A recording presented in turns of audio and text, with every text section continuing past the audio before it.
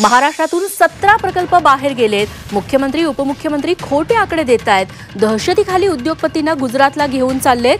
मुंबई महाराष्ट्राची वाट लावण्याचं धोरण सरकार करतंय असा आरोप राऊतांनी केलाय। सिंधुदुर्गातून प्रकल्प गुजरातला गेला त्यावर नारायण राणे आणि शिंदेंनी बोलावं। गुजरातमध्ये प्रकल्प जाण्यापासून रोखण्याची नारायण राणेची हिंमत नाही अशी टीकाही राऊतांनी केली आहे। दहशतीने उद्योगपतींना घेऊन चाललेले आहेत मुंबईतून आणि हे सरकार बरं का हिंदुत्ववादी सरकार, मोदी भक्त सरकार हे बोलायला तयार नाही। महाराष्ट्राची वाट लावण्याची, मुंबईची वाट लावण्याची हे जे धोरण आहे याच्यावरती ह्या लोकांना महाराष्ट्राच्या अस्मितेवर बोलण्याचा काही अधिकारच राहिलेला नाही आहे।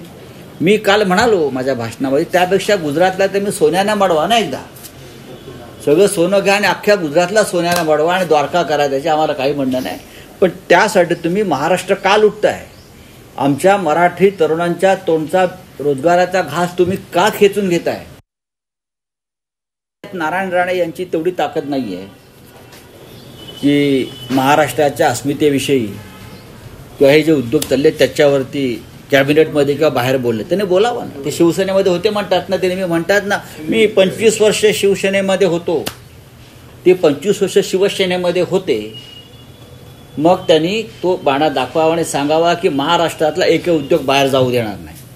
बोला अहिम्मत या मुख्यमंत्र्यांनी बोलावं। ते शिवसेनेचं नाव सांगतात ना, त्यांनी शिवसेनेचं नाव चोरलंय ना, मग त्यांनी सांगावं ना।